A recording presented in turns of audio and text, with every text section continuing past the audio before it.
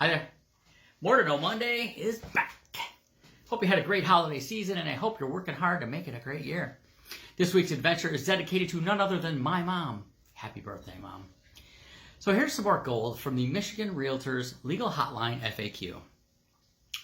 The listing ticket included an item, and the buyers assumed that it was therefore included in the transaction and didn't expressly reference that item in the purchase agreement.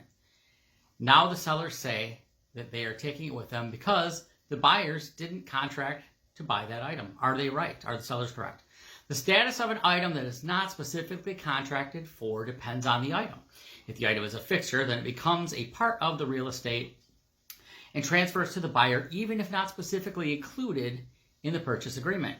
A good example of this would be a light that is wired into the home's electrical system versus a lamp that is plugged into an outlet.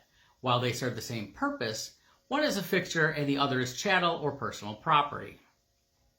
Where an item was specifically mentioned in the listing ticket but was not mentioned in the purchase agreement, a seller's attorney could argue that since the listing ticket is not an offer, it cannot be accepted and the item is not included in the sale. A buyer's attorney, on the other hand, could argue that a listing ticket is in fact an advertisement and that the buyer should be entitled to rely on the fact that the home, if purchased, will include all advertised items.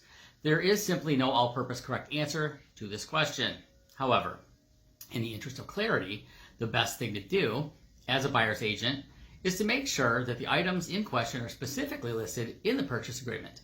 A good example of this is wall-mounted TVs. Most people don't assume that the TV is going to stay. What about that mount? Put it in the PA, put it in the purchase agreement. So there's no confusion. As a seller's agent, it's very important to double check for these things in the purchase agreement to make sure that you're not accidentally selling something that the seller hasn't agreed to sell.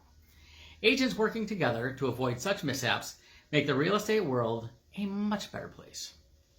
Thanks for joining in today, and I hope to see you next time because there's always more to know.